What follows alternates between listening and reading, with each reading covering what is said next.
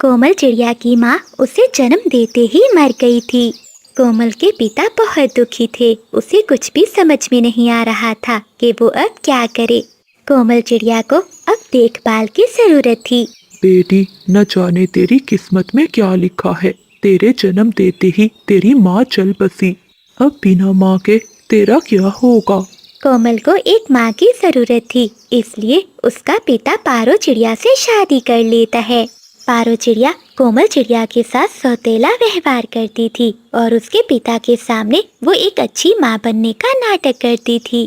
कोमल चिड़िया इसी तरह बड़ी होने लगी। पारो चिड़िया के अपने दो बच्चे होते हैं, एक बेटा और एक बेटी। वो अपने बच्चों को तो पेट भरकर भोजन देती है और कोमल को थोड़ा सा भोजन देती थी। कितना खाती है ये कमबख्त। बस कर, अब उठ जा, जाकर झाड़ू पोछा कर। बस अभी करती हूँ माँ। छोटी उम्र में ही कोमल चिड़िया अपने घर के सारे काम करने लगी। ऐसे ही कई साल बीत जाते हैं। पारो, हमारी दोनों बेटियां अब बड़ी हो गई हैं। मैंने कोमल के लिए एक चिड़ा देखा है, वो बहुत अमीर है। हमने तो जैसे तैसे दिन गुजार लिए, लेकिन मैं चाहता हूँ कि हमारी बेटियां अच्छी जिंदगी गुजारें। कल ही चंदू चिड़ा कोमल बिटिया को देखने आ रहा है। ये सुनकर पारो तो जल भुन जाती है। क्या कहा पति जी, अमीर चिड़ा है, लेकिन कोमल को तो कुछ भी नहीं आता जाता। अगर इतने बड़े घर में जाएगी तो हमारी नाक ही कटवाएगी। पारो, तुम ये सब क्यों कह रही हो? अगर उसे कोई काम नहीं आता तो तुम उसे सिखा दो। अगली सुबह हो जाती है। चंदू चिड़ा अपनी माँ को लेकर आ जाता है, लेकिन पारो चिड़िया अपनी बेटी पिंकी चिड़िया को सामने ले आती है। बहन जी, ये देखो मेरी बेटी, इसे सारे काम आते हैं। कोमल का पिता बहुत मजबूर हो गया था। वो उन सबके सामने कुछ भी नहीं कह सकता था। पारो बहन, हमें आपकी बेटी बहुत पसंद है। इस तरह पिंकी चिड़िया की शादी चंदू चिड़े से तय हो जाती है। जब चंदू चिड़ा अपनी माँ को लेकर चला जाता है तो कोमल का पिता अपनी पत्नी से कहता है, पारो, ये तुमने क्या किया? कोमल बड़ी है, पहले उसकी शादी होनी चाहिए। सुन लो पति जी, वो चिड़ा मेरी बेटी के लायक है और मैंने कब कहा कि पहले पिंकी की शादी होगी। आप पहले अपनी बेटी की शादी कर दें। पिताजी, आप चिंता नहीं करें। अगर बहना की शादी से पहले मेरी शादी करना आपके लिए जरूरी है तो आप किसी भी चिड़े से मेरी शादी कर दें, मुझे कोई आपत्ति नहीं। बेटी, ये तो क्या कह रही है? मैं कैसे किसी चिड़े के साथ तुझे ब्याह सकता हूँ? पति जी, मेरी बहन ने एक रिश्ते के बारे में बताया है। वो चिड़ा बहुत सुंदर है और अच्छी नौकरी भी करता है। तो ठीक है पारो, मैं अपनी बेटी की शादी उसी चिड़े के साथ कर देता हूँ। बंटी चिड़े के बारे में अच्छा अच्छा बताकर पारो चिड़िया कोमल की शादी उससे करवा देती है और अपनी बेटी पिंकी की शादी चंदू चिड़े से करवा देती है। कोमल, मेरा घर तो छोटा है, लेकिन मैं तुम्हें कभी कोई दुख नहीं दूंगा, हमेशा खुश रखूंगा। कोई बात नहीं बंटी जी, घर बेशक छोटा हो लेकिन हमेशा खुशियों से भरा होना चाहिए। कोमल, जब मैं जंगल में सब्जियां बेचने जाऊंगा तो तुम्हारा मन लग जाएगा ना? लेकिन पति जी, आपकी तो नौकरी है ना, आप सब्जियां बेचने क्यों जाएंगे? नहीं कोमल, मेरी कोई नौकरी नहीं है। मैं तो जंगल के बाजार में सब्जियां बेचता हूँ। ये बात मैंने पहले ही तुम्हारी माँ को अच्छे से बता दी थी। ये सुनकर कोमल चिड़िया बहुत दुखी होती है। वो जान गई थी कि उसकी माँ ने झूठ बोलकर उसकी शादी करवाई है। कोई बात नहीं पति जी, हम मेहनत करेंगे, देखना आपको भी बहुत अच्छी नौकरी मिल जाएगी। जब कभी भी कोमल चिड़िया अपनी माँ और बहन से मिलती तो वो उसका मजाक उड़ाती। अरे क्या हुआ पिंकी, ये तुम कितनी कमजोर हो गई हो? क्या तुम्हारा पति कोई काम नहीं करता? हाँ हाँ माँ, लगता है बहुत मजे कर रही है बहना। पिंकी, तुम जानती हो जो चिड़ा मुझे देखने आया था, माँ ने तुम्हें दिखाकर उसकी शादी तुमसे करवा दी और मेरे नसीब का सुख तुम्हें दे दिया। और हाँ, अगर मेरे नसीब में हुआ तो मुझे तुमसे भी ज्यादा मिलेगा। चुप कर जा कोमल, तू उस भिखारी चिड़े के लायक ही थी। कोमल चिड़िया घर जाकर सारी बात अपने पति को बताती है और रोने लगती है। बंटी जी, क्या मेरा नसीब इतना ही खराब है? क्या हम गरीबी में ही दिन गुजारेंगे? कोमल, तुम दुखी मत हो, मैं एक ना एक दिन तुम्हारा नसीब जरूर बदलूंगा। एक दिन बंटी चिड़ा जंगल में सब्जियां बेच रहा था कि एक अमीर कबूतर का बैग उसके ठेले पर ही रह जाता है और कबूतर वहां से चला जाता है। बंटी चिड़ा उस बैग पर ध्यान नहीं देता। जब वो शाम को घर लौटकर जाता है तो वो बैग देखता है। अरे ये बैग किसका है? खोलकर देखता हूँ। बंटी जैसे ही वो बैग खोलता है तो उसमें ढेर सारे पैसे थे। वो बैग लेकर अपने घर में जाता है। कोमल, ये देखो, लगता है किसी का बैग मेरे ठेले पर ही छूट गया है। पति जी, आपको ये बैग लौटा देना चाहिए। हो सकता है जिसका बैग हो उसे इन पैसों की जरूरत हो। हाँ कोमल, मैं कल ही ऐसा करूँगा। अगले दिन बंटी चिड़ा उसी जगह पर अपना ठेला लगाए इंतजार करता रहता है। तभी वहाँ उसे वही कबूतर आता हुआ दिखाई देता है। चाचा कबूतर जी, मैं आपका कई दिनों से इंतजार कर रहा था। ये आपका पैसों से भरा हुआ बैग मेरे ठेले पर ही रह गया था। चिड़े, मुझे तो लगा था कि तुम ये बैग लेकर भाग जाओगे। नहीं कबूतर चाचा जी, मुझे बेईमानी नहीं आती। बेटा, तुम्हारे जैसे ईमानदार पक्षी न जाने आजकल कहाँ मिलते हैं। मुझे तुम जैसे पक्षी की ही जरूरत थी। क्या तुम मेरे यहाँ नौकरी करोगे? ये लो मेरा पता, कल इस पते पर आ जाना।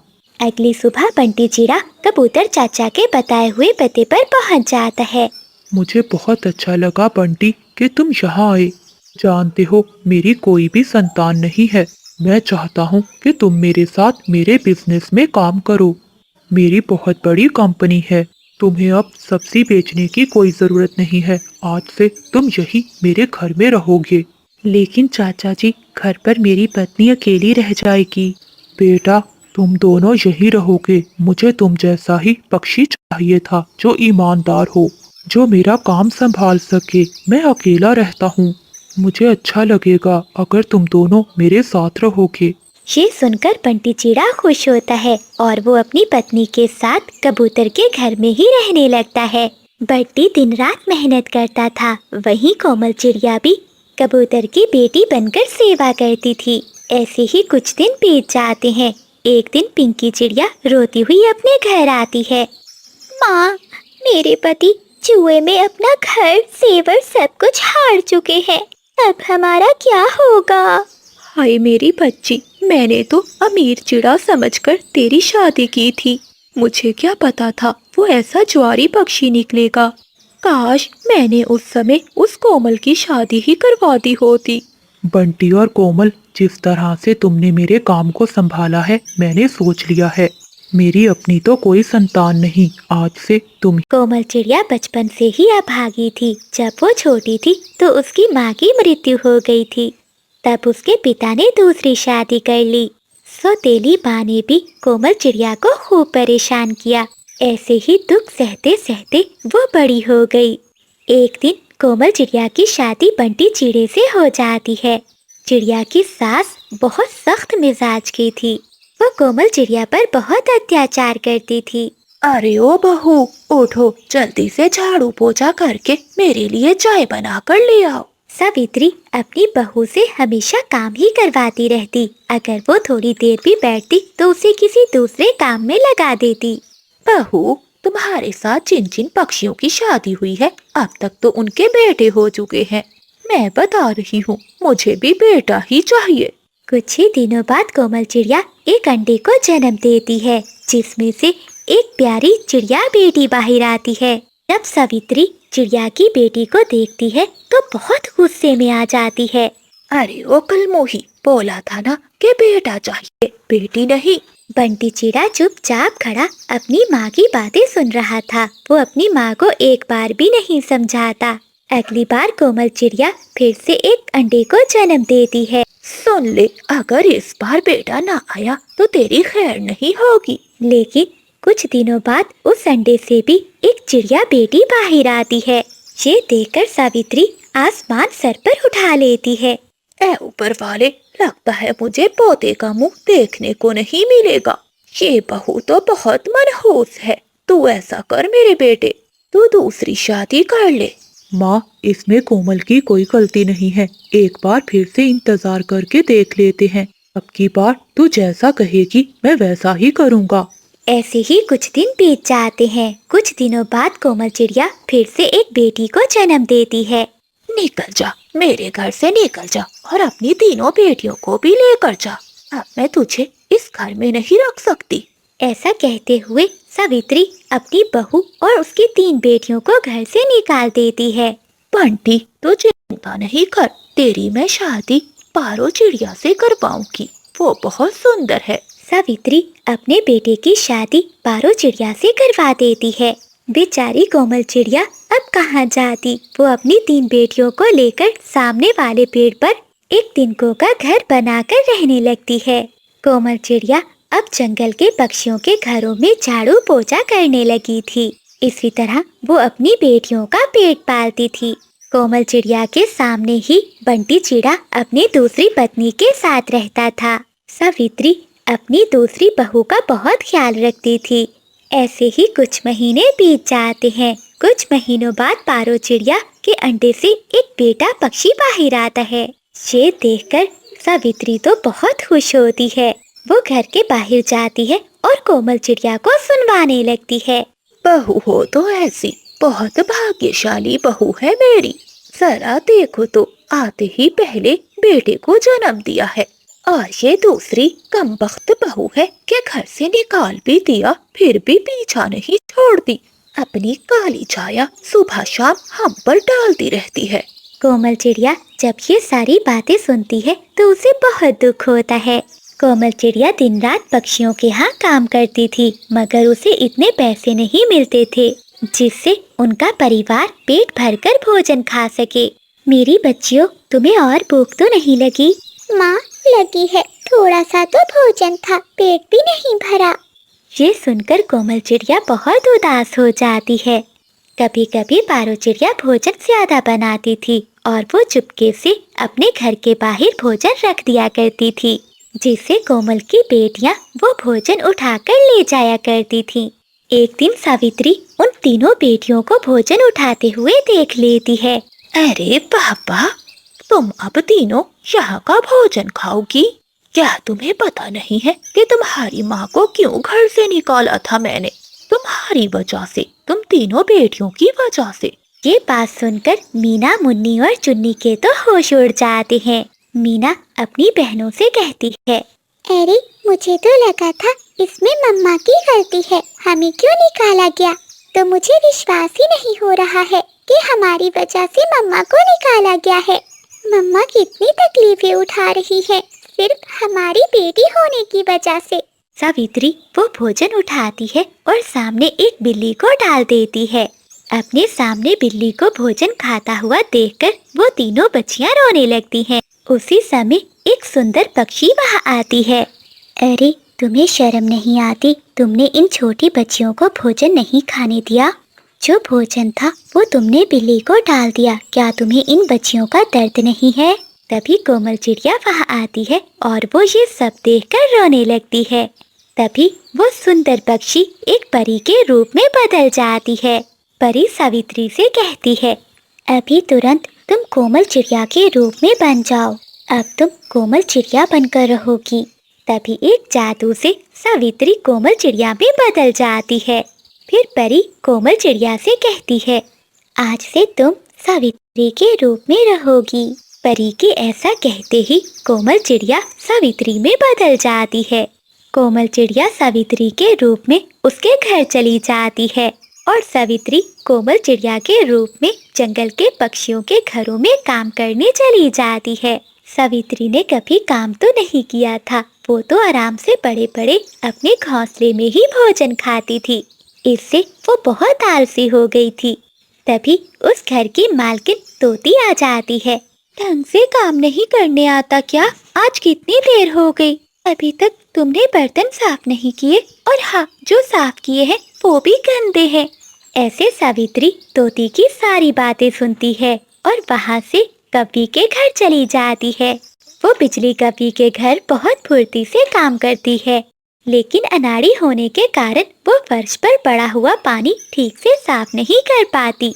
बिजली कव्वी जब वहाँ आती है तो वो पानी पर पाँव रखते ही नीचे गिर जाती है। हाय रे, मर गई मैं तो उठ भी नहीं पा रही। बिजली कभी उठती है और गुस्से में सावित्री से कहती है, कल तो तुमने कितना अच्छा काम किया था, आज क्या तुम्हारा दिमाग खराब हो गया है क्या? चुड़ैल कहीं की, मेरी कमर तोड़ कर रख दी। निकल जा मेरे घर से, अभी के अभी निकल जा। कल से अगर मुझे दिखाई दी तो तेरी टांगे तोड़ दूंगी। इसी तरह से जब सावित्री दूसरे पक्षियों के घर काम करने जाती है तो सभी पक्षी काम ठीक से ना करने के कारण सभी उसे घर से निकाल देते हैं। ए ऊपर वाले, ये मैं कैसी नर्क में आ गई। जब सावित्री चिड़िया के रूप में घर आती है तो उसकी बेटियां रोने लगती हैं। चुप कर जाओ, सुबह से सर में दर्द हो रहा है और ऊपर से तुम चिल्ला रही हो। चुप कर जाओ। लेकिन चिड़िया की बेटियां चुप नहीं होती। सावित्री को गुस्सा आता है और वो चिड़िया की तीनों बेटियों को मारने लगती है। सामने घर में जब कोमल चिड़िया, जो सावित्री के रूप में बनी बैठी थी, अपनी बच्चियों की आवाज सुनकर वहां आती है, वो अपनी बेटियों को वहां से लेकर अपनी सास के घर में आ जाती है। कोमल चिड़िया अपने पति और पारों से कहती है, आज से ये हमारे साथ ही रहेंगी। माँ जी, मैं तो आपसे कब से कह रही हूँ कि कोमल और उनकी तीनों बेटियों को यहाँ ले आइए, हम सब साथ में रहेंगे तो कितना अच्छा लगेगा, लेकिन आपने ही मना किया हमेशा। सावित्री को सब पक्षी काम से निकाल देते हैं। अब तो वो भूख से तड़प रही थी। बहुत दुखी होकर वो एक कुएं में कूदने ही वाली थी कि तभी वो परी वहां आ जाती है। बस सावित्री, अब तुम्हें अपनी गलती का एहसास हो गया है, तुम्हें भूख और गरीबी का एहसास भी हो गया है। जाओ, जादू आज से खत्म हुआ। ऐसा कहते ही सावित्री फिर से अपने असली रूप में आ जाती है। उधर कोमल चिड़िया भी अपने असली रूप में आ जाती है। ये देखकर सब हैरान हो जाते हैं। तभी सावित्री वहां आती है और चिड़िया से माफी मांगती है। कोमल बहू, अब हम सब मिलकर रहेंगे, मैं तुम्हें कभी दुख नहीं दूंगी। कोमल चिड़िया रसोई में आलू का पराठा बना रही थी। ये देखकर उसकी सास वहां आती है। वो आकर कोमल चिड़िया का पंख पकड़ लेती है। क्यों रे कमबख्त, मैंने तुझे कहा था ना कि मेरे लिए मटर पनीर की सब्जी और साथ में आलू की कचौड़ी बना देना, परंतु तूने मेरी पसंद का भोजन नहीं बनाया और अपनी पसंद का बनाने लग गई है। माँ जी, मेरा पंख छोड़ दीजिए, मुझे बहुत दर्द हो रहा है। माँ, कहाँ हो आप? कोमल, क्या भोजन बन गया है? अपने बेटे की आवाज सुनकर सावित्री पीछे हो जाती है और जब बंटी चिड़ा रसोई में आता है तो चिड़िया की सास उसे कहती है, बेटी, मैं तुझे कह रही थी कि अपनी पसंद का भोजन बाद में बना लेना, पहले मेरे बेटे के लिए आलू का पराठा बना दे। चल बेटी, जल्दी से बना दे, मेरे बेटे को देर हो रही है। जी जी माँ जी। कोमल, तुम क्या बना रही थी? बेटा, वो तेरी पत्नी का मन कर रहा था मटर पनीर की सब्जी खाने को। मैंने इससे कहा कि मेरे बेटे को आलू का पराठा बना दे, कहीं उसे देर ना हो जाए। मेरी प्यारी माँ, आप मेरा कितना ध्यान रखती हैं। कोमल, ये सब भोजन तुम रात के खाने में बना देना और मेरी माँ को जो भी पसंद है वो भी बना देना। जी जी, मैं सब बना दूंगी, आप मेरा इंतजार करें, मैं अभी भोजन लेकर आती हूँ। फिर बंटी चिड़ा रसोई से चला जाता है। कोमल चिड़िया आंखों में आंसू लिए अपनी सास से कहती है, वाह माँ जी, इतनी जल्दी तो गिरगिट भी रंग नहीं बदलता होगा जितनी जल्दी आप अपना रूप बदलती हैं। मुझे बहुत मजा आता है, देखा ना मेरा बेटा मुझ पर कितना विश्वास करता है। अगर तू मेरे बेटे को बता भी दे कि मैं तुझ पर कितना अत्याचार करती हूँ, वो फिर भी तेरी बात नहीं मानेगा। ऐसा कहते हुए चिड़िया की सास उसे धक्का देकर वहाँ से चली जाती है। कोमल चिड़िया नीचे गिरती है और उसे चोट लग जाती है। ना जाने माँ जी के मन में ऐसा कौन सा जहर है मेरे लिए जो वो मुझे पसंद नहीं करती। फिर कोमल चिड़िया भोजन बनाती है और अपने पति को देती है। बंटी चिड़ा भोजन खाता है और वहाँ से चला जाता है। कोमल चिड़िया रसोई के सारे गंदे बर्तन धोती है और घर की सफाई करती है। सारा काम करने के बाद कोमल चिड़िया थक जाती है और वो अपने घोंसले में जाकर सो जाती है। तभी चिड़िया की सास वहाँ आती है और पानी चिड़िया पर फेंकती है। सारा दिन सोई रहेगी क्या? उठ, चल घर के काम कर। माँ जी, मैं सारे काम करके ही लेटी थी। अच्छा, क्या कपड़े धो लिए तुमने? हाँ हाँ माँ जी, मैंने कपड़े भी धो लिए, बर्तन भी, और घर के सारे काम कर लिए हैं। ये तो सारे काम करके बैठी है, शाम को जब बंटी आएगा तो मैं उसके कान कैसे भरूंगी? ये सोचते ही चिड़िया की सांस जैसे ही मुड़ती है तो उसका पाँव फिसलता है और वो वहीं गिर जाती है। हाय हाय, मैं मर गई, कम बख्त कहीं की, तूने मुझे मार दिया। तो बस यही चाहती थी ना। लेकिन माँ जी, मैंने तो कुछ नहीं किया। चल अब मुझे उठा और मेरे घोंसले में लेकर जा और मेरी कमर पर दवा लगा दे।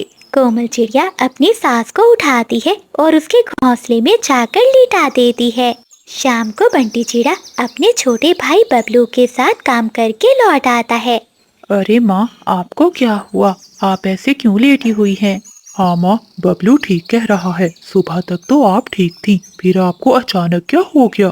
बेटे, तेरी पत्नी के पास गई थी पूछने कि शाम को क्या खाएगी। वो तो आराम से सो रही थी, उसके कमरे में पानी था, बस मेरा पाँव फिसल गया और मैं गिर गई।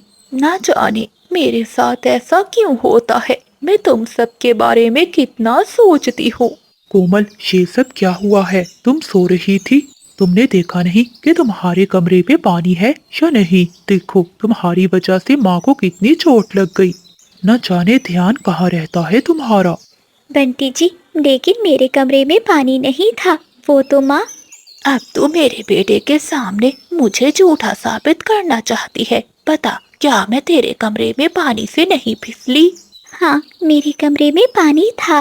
भाभी, आपको ध्यान रखना चाहिए था। कोमल, तुम्हें ध्यान रखना चाहिए था। आज से तुम ही माँ की सेवा करोगी। ठीक है पति जी, मैं सेवा करूंगी माँ जी की। चिड़िया की सास मन में सोचती है। सावित्री, सावित्री नाम है मेरा। बस अपनी बहू को इसी तरह अपने बस में करके रखना होगा, वरना मेरा बेटा मेरी बातों में कैसे आएगा। बेटे, कोई बात नहीं, बहू ने जानबूझकर थोड़ी ना किया होगा, तू बहू पर नाराज मत हो। देखो कोमल, माँ उठ भी नहीं पा रही, फिर भी कह रही है कि तुम्हें कुछ ना कहूँ। ऐसे ही कुछ दिन बीत जाते हैं। कुछ दिनों बाद सावित्री अपने छोटे बेटे की शादी भी पिंकी चिड़िया से कर देती है। जब सावित्री अपनी दूसरी बहू को लेकर आती है तो पड़ोसन पक्षी भी वहाँ आती हैं। तभी सावित्री प्यार से कहती है, देखो कवि और कबूतरी, मेरी छोटी बहू भी आ गई, अब मैं आराम से रहूंगी। अब से मेरे घर की सारी जिम्मेदारी मेरी दोनों बहुएं ही संभालेंगी। हाँ हाँ सावित्री बहन, ठीक कहा, अब तो तेरे घर में दो दो बहुएं आ गई हैं। अब तो बैठकर आराम से खाएगी और तेरी बहुएं तुझे गरम गरम खाना परोसेंगी। हाँ कवि, ये तो है। ठीक है, अब हम चलते हैं। ऐसा कहते हुए पड़ोसन पक्षी वहाँ से चली जाती है। जब पिंकी अपने कमरे में जा रही होती है तो उसकी सास उसे कहती है, बहू, पहले मैंने सबके सामने कह दिया हो कि तुम्हें घर की जिम्मेदारी संभालनी है, लेकिन ये नहीं कि तू अपना इस घर पर राज चलाने लग जाए। ये याद रखना, इस घर की मालकिन मैं ही हूँ। अगले दिन सावित्री की दूसरी बहू भोजन बनाती है। वो सब मिलकर भोजन खाते हैं। तभी पिंकी चिड़िया कोमल चिड़िया से कहती है, भाभी, आप क्यों खड़ी हैं? आप भी सबके साथ बैठकर भोजन खाइए ना। हाँ हाँ कोमल बहू, तुम क्यों खड़ी हो? आओ ना, बैठो, सबके साथ मिलकर भोजन खाओ। अपनी सास के कहने पर डरी हुई चिड़िया सबके साथ बैठकर भोजन खाने लगती है। खाना खाने के बाद बंटी चिड़ा और बबलू चिड़ा काम के लिए जंगल में चले जाते हैं। चिड़िया रसोई में आकर बर्तन धोने लगती है। तभी उसकी सास वहाँ आती है। वो चिड़िया का जोर से पंख पकड़ लेती है। क्यों रे चिड़िया, तेरी हिम्मत कैसे हुई मेरे बगल में बैठकर भोजन खाने की? मैं नहीं चाहती कि तुझ जैसे गरीब पक्षी मेरे आसपास भी बैठे। माँ जी, मुझे माफ कर दीजिए, मैं बैठना नहीं चाहती थी, पिंकी दीदी ने कहा बस। तुम उसकी चिंता मत करो, उसको भी मैं देख लूंगी, उसका हाल भी मैं तुम्हारे जैसा ही बनाऊंगी। दरवाजे के पीछे ये सब बातें पिंकी चिड़िया सुन रही थी। जब सावित्री वहाँ से चली जाती है तो पिंकी चिड़िया कोमल चिड़िया के पास आती है। भाभी, आप ठीक तो है ना? मैंने सब सुन लिया है कि माँ जी आपसे कैसा बर्ताव करती है। रोती हुई चिड़िया फिर सारी बात पिंकी चिड़िया को बताती है। भाभी आप चिंता नहीं करो, बस अब आप देखती जाओ। लगता है माँ जी मुझे नहीं जानती। कोमल चिड़िया पिंकी के कहने पर अपनी सासू माँ के कमरे में जाती है। वहीं खिड़की से पिंकी चिड़िया सब कुछ अपने फोन में रिकॉर्ड करती है। माँ जी अब बस बहुत हो गया, शादी के बाद से मैं सब कुछ सहन कर रही हूँ। अब मैं और बर्दाश्त नहीं कर सकती। उस दिन पानी भी आपने खुद गिराया और गिरी भी आप, और इल्जाम मुझ पर लगाया। तो जितनी भी कोशिश कर ले, मेरा बेटा तुझ पर कभी विश्वास नहीं करेगा। वो अपनी माँ से बहुत प्यार करता है। अगर तू चाहती है कि ये सब मैं रोक दूं, तो अपनी माँ से कहे मुझे कहने दे। जब तेरी माँ मुझे सारे कहने देगी तो मैं ये सब काम करना छोड़ दूंगी। परंतु माँ जी, मेरी माँ के पास तो कोई भी कहने नहीं है, मैं आपको कहाँ से ला कर दूँ? ये सुनते ही सावित्री को गुस्सा आ जाता है और वो चिड़िया का पंख जोर से पकड़ लेती है। जहाँ से भी जाकर लेकर आ, मुझे इससे क्या, मुझे तो बस कहने चाहिए, वरना मैं ऐसे ही अपने बेटे से तुझे मरवाती रहूंगी। ऐसा कहते हुए सावित्री वहाँ से चली जाती है। शाम को जब बबलू और बंटी घर आते हैं तो पिंकी चिड़िया वो सारी रिकॉर्डिंग उन्हें दिखा देती है। माँ, ये सब क्या है? तुमने मेरी पत्नी के साथ ऐसा क्यों किया? उसने आपका क्या बिगाड़ा था? अगर वो गरीब पक्षी है, आपको पैसे नहीं दे सकती, तो इसमें इसका क्या कसूर है? बेटे मेरी बात सुन। माँ, मुझसे आज के बाद बात मत करना। बेटे मुझे माफ कर दो, मैं गलत थी। मैं डर गई थी कि अगर मैंने उन पर रोब ना रखा तो वो तुम दोनों को मुझसे जुदा कर देंगी। माँ जी, हमें डर नहीं प्यार चाहिए था। आपने तो अपने घर को ही तोड़ना चाहा। माँ, अब मैं आपके साथ नहीं रहूंगा। जो अत्याचार मेरी पत्नी पर आपने किया है, उसके बाद इस घर में रहना बहुत मुश्किल है। बेटे मुझे माफ कर दे। फिर बंटी चिड़ा कोमल को लेकर वहाँ से चला जाता है, जिसके बाद सावित्री अपने पछतावे की आग में जलती है और अपने दूसरे बेटे और बहू के साथ रहने लगती है। अरे ओ करम चली, बस दिन भर बर्तनों को ही रगड़ती रहती है। चल जा यहाँ से, घर में मेहमान आने वाले हैं। जाकर घर की अच्छे से सफाई कर दे। जी माँ जी, अभी करती हूँ। सारा घर साफ करने के बाद कोमल चिड़िया थकी हारी अपने घोंसले में जाकर सो जाती है। अरे ओ बहू, कहाँ मर गई तू? चिड़िया घबराकर उठ जाती है और अपनी सासू माँ के पास जाती है। जी माँ जी, मैं तो बस काम खत्म करने के बाद थोड़ा आराम करने गई थी। अरे ओ करम चली, क्या तेरे माँ बाप ने तुझे सोना ही सिखाया है? चल इधर आ और मेरे पाँव में मालिश कर दे। कोमल चिड़िया के साथ रोज उसकी सास का ऐसे ही जुल्मो सितम होता रहता है। दिन भर काम करने के बाद भी उसकी जालिम सास उसे आराम करने नहीं देती। एक दिन चिड़िया की सहेली तोती आती है। कोमल कैसी हो? शादी के बाद तो बहुत बदल गई हो। हाँ तोती बेटी, बदले की ना, दिन भर खा पी कर सोती जो रहती है। अरे ये क्या चिड़िया, तुम कितनी लकी हो, तुम्हें कितनी अच्छी सास मिली है। अपनी सास के सामने कोमल अपनी सहेली चिंकी से कहती है। अच्छा चिंकी, बताओ क्या खाओगी? चिड़िया की सास ये सुनकर कहती है। कोमल बहू, जरा इधर मेरी बात तो सुनना। जी माँ जी। तेरे बाप ने यहाँ मुफ्त में राशन खोल रखा है क्या, जो तू किसी को भी भोजन खिला रही है? बेचारी चिड़िया अपनी सहेली को लेकर अपने कमरे में चली जाती है। कोमल, तुम्हारी सास तो बहुत अच्छी है, तुम्हारा कितना ख्याल रखती है। ये सुनकर चिड़िया रोने लगती है। कोमल क्या हुआ, तुम ऐसे रो क्यों रही हो?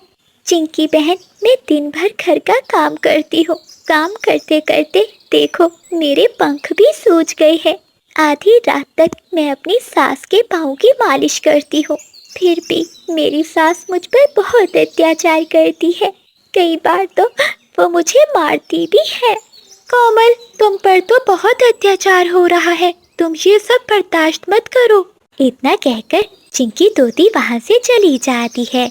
बेचारी चिड़िया रोती रोती अपने घोंसले में सो जाती है। इतने में सास की आवाज फिर से आती है। अरे ओ करम चली, इधर आ, टाइम मिला नहीं कि सो गई घोड़े बेचकर। चिड़िया घबराकर उठती है और अपनी सास के पास आती है। जी जी माँ जी। अरे ओ महारानी, रात को मेहमान आने वाले हैं, जाकर रसोई में भोजन बना। और सुन, भोजन अच्छे से बनाना, कहीं मेहमानों के सामने मेरी बेइज्जती ना करवा देना। दिन भर थकी हारी कोमल चिड़िया रसोई में जाती है और भोजन बनाने लगती है। इतने में घी चिड़िया के पंख पर आकर गिरता है। उसका पंख जल जाता है। वो जोर से चिल्लाती है और रोते रोते बाहर आती है। अब क्या हुआ करम चली? माँ जी देखिए, मेरा पंख जल गया, बहुत दर्द हो रहा है। मैं अभी बुलबुल डॉक्टर से दवा लेकर आती हूँ। काम चोर कहीं की, अगर काम नहीं करना तो बहाने बनाने लग गई है। चल जाकर काम कर रसोई में। बेचारी कोमल चिड़िया उस जले हुए पंख के साथ सारा भोजन बनाती है। रात हो जाती है। चिड़िया की सास के मेहमान कौवे आ जाते हैं। चिड़िया कौवों को भोजन देती है। वो कौवे भोजन खाते हैं। छी छी, ये कैसा भोजन बनाया है तुम्हारी बहू ने? ऐसा भोजन खाने से तो अच्छा था कि हम किसी 5 स्टार होटल में खाना खा लेते। चलो बादल जी, चले यहाँ से। गुस्से में वो कौवे वहाँ से चले जाते हैं। आज तूने मेरी सबके सामने बेइज्जती करवा दी। ना जाने मैं तुझे क्यों ब्याह कर ले आई। रात होते ही बंटी चिड़ा भी घर आ जाता है। तभी उसकी माँ बंटी को सारी बात बताती है। बंटी गुस्से में अपनी पत्नी के पास जाता है। ये क्या कोमल, तुमने भोजन इतना बेस्वाद बनाया कि तुम्हारी वजह से माँ को आज कितनी बातें सुननी पड़ी। मैं तो तुमसे शादी करके ही पछता रहा हूँ। ऐसा कहते हुए बंटी चिड़िया को मारने लगता है। अगली सुबह हो जाती है। बहू, घर में सब्जी खत्म हो गई है, जा बाजार से सब्जी लेकर आ। बेचारी कोमल बुखार में गर्म तवे की तरह तप रही थी और पंख भी जला हुआ था। माँ जी मुझे बहुत बुखार है और पंख में भी बहुत दर्द है। आज मैं नहीं जा सकती, आप जाकर ले आइए ना। अरे पापा, देखो इसकी हिम्मत तो देखो, मुझे बाजार भेज रही है। जाकर सामान ले आ, अब नाटक मत कर वरना बुलाऊं बंटी को। फिर कोमल चिड़िया जंगल के बाजार में चली जाती है। तभी उसे वहाँ चिंकी तोती मिलती है। अरे कोमल, ये क्या, ये तुम्हारा पंख कैसे जल गया? और तुम्हें तो बहुत बुखार है। तुम्हारी इतनी तबीयत खराब है और तुम फिर भी सब्जियां लेने चली आई। तो मैं क्या करूँ तोती बहन, मेरी सास मुझे सांस तक नहीं लेने देती। कोमल, तुम ये सब अपनी माँ से क्यों नहीं कहती? क्या बताऊँ चिंकी, मेरी माँ हर समय बीमार रहती है और मैं उन्हें अपने ऊपर होने वाले अत्याचार का कैसे बताऊँ। वो ये सब सुनकर मर जाएगी। अच्छा चिंकी, मैं चलती हूँ, माँ जी मेरा इंतजार कर रही होंगी। ऐसा कहते हुए कोमल अपने घर चली जाती है। चिड़िया की बात सुनकर तोती से रहा नहीं जाता और वो उसकी माँ के घर चली जाती है। अरे तोती बेटी, कितने दिनों बाद आई हो, सब ठीक तो है ना? हाँ आंटी, सब ठीक है। आंटी, क्या कोमल आई नहीं आपसे मिलने? चिंकी, मेरी बेटी बहुत नसीब वाली है जो उसे इतना अच्छा ससुराल मिला और उसे इतना प्यार करने वाली सास मिली जो उसे बेटी की तरह रखती है। आंटी, ये सब झूठ है। आपकी बेटी पर बहुत अत्याचार हो रहा है। वो सुखी नहीं बल्कि बहुत दुखी है। ऐसा कहते हुए तोती सारी बात चिड़िया की माँ को बताती है। चिड़िया की माँ ये सुनकर बहुत गुस्से में आ जाती है और वो अपनी बेटी के ससुराल में जाती है। तुम मेरी बच्ची पर इतना जुल्म करती हो, तुम्हें शर्म नहीं आती?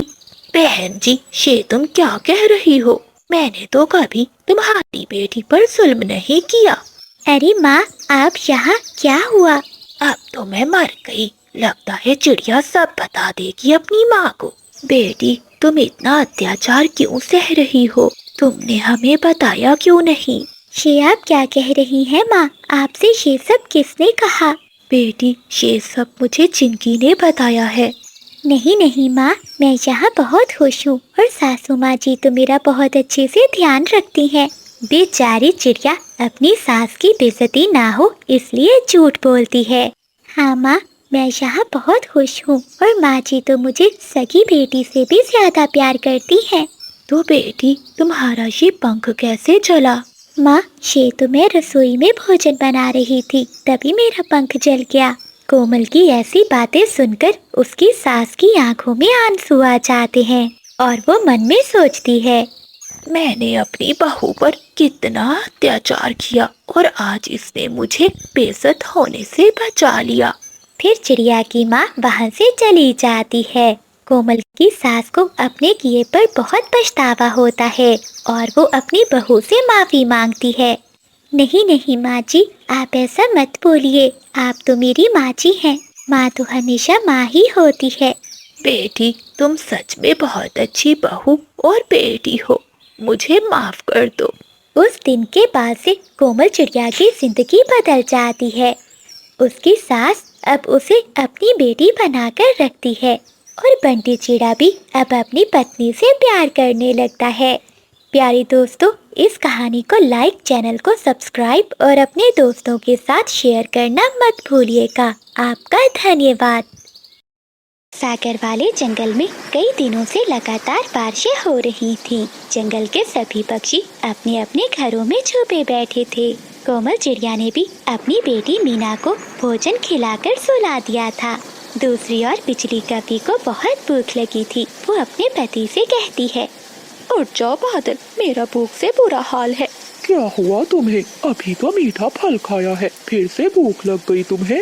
क्या करो पति जी, ऐसे ठंडे ठंडे मौसम में मुझे भूख बहुत ज्यादा लगती है।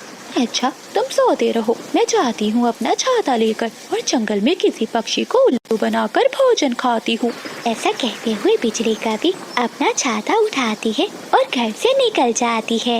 वो सबसे पहले चिड़िया के दरवाजे पर जाकर जोर जोर से दस्तक देती है। चिड़िया दरवाजा खोलती है। क्या बात है बिजली, ऐसी तेज बारिश में तुम यहाँ क्या कर रही हो? चिड़िया, जल्दी जाओ, तोते ने बहुत मारा है कबूतर को। मीठा अमरूद लेने पर दोनों में लड़ाई हो गई और तोते ने कबूतर को मार मार कर उसका पंख तोड़ दिया है। ये तो बहुत गलत किया तोते ने। कबूतर कहाँ है? वो घने जंगल में बड़े पेड़ के नीचे है, बेचारे की जान बचा लो जाकर। ये सुनते ही कोमल चिड़िया वहाँ से चली जाती है। चिड़िया के जाते ही बिजली का भी चिड़िया के घर में घुसती है और उसका दाना चुराकर वहाँ से भाग जाती है। कोमल चिड़िया घने जंगल की ओर जा रही थी कि तभी उसे पहाड़ों के पास तोता बैठा दिखाई देता है। कोमल चिड़िया तुरंत वहाँ जाती है। तोते, तुम बहुत जालिम हो, तुम्हें शर्म न आई कबूतर का पंख तोड़ते हुए? तुम हमेशा मीठा फल खाने पर लड़ाई करते हो, क्यों मारा कबूतर को? चिड़िया, थोड़ा धीरज रखो। हुआ क्या है? मैंने तो किसी को नहीं मारा और ना ही मेरी कबूतर से कोई लड़ाई हुई है। क्या? तो फिर कबूतर कहाँ है? कबूतर अपने घर में ही होगा। आज सुबह से वो मुझे मिला ही नहीं। ठीक है, मैं कबूतर से जाकर पूछती हूँ। अगर तुमने उसे मारा तो मैं तुम्हें छोड़ूंगी नहीं। कोमल चिड़िया वहाँ से उड़ती है और कबूतर के घर जाती है। बबली, खिड़की में मैं बैठूंगा। नहीं पति जी, मैं बैठूंगी। ऐसा कहते हुए बबली कबूतरी कबूतर को धक्का देती है और वो नीचे जाकर गिरता है। तभी उसके पंख में चोट लग जाती है। बबली, तुमने मुझे धक्का दिया। मैं जंगल के सभी पक्षियों को बताऊंगा कि मेरी पत्नी ने मुझे मारा है। पति जी, मुझे माफ कर दीजिए, गलती से धक्का लग गया। तभी कोमल चिड़िया वहाँ आ जाती है। वो कबूतर को रोता हुआ देखकर कहती है, बिजली ठीक कह रही थी, उसने मारा है तुम्हें, लेकिन तोते ने मुझसे झूठ क्यों बोला? हाँ चिड़िया बहन, मारा तो है, लेकिन बिजली को कैसे मालूम हुआ? बिजली ने अपनी आँखों से देखा है। वो काली कवि अब जंगल के सभी पक्षियों को बता देगी कि मैंने अपने पति को मारा है। नहीं नहीं बबली बहन, मुझे तो बिजली ने बताया है कि तोते ने मारा है कबूतर को। ना चिड़िया, मुझे तोते ने नहीं मारा, मुझे तो मेरी पत्नी ने ही मारा है। ये सुनकर कोमल चिड़िया हंसने लगती है। बबली बहन, क्यों मारती हैं आप अपने पति को? मारा कहाँ है, बस एक पंख लगने से नीचे गिर गए। उस काली कपी ने मुझे झूठ क्यों बोला? मैं अभी जाकर पूछती हूँ उससे।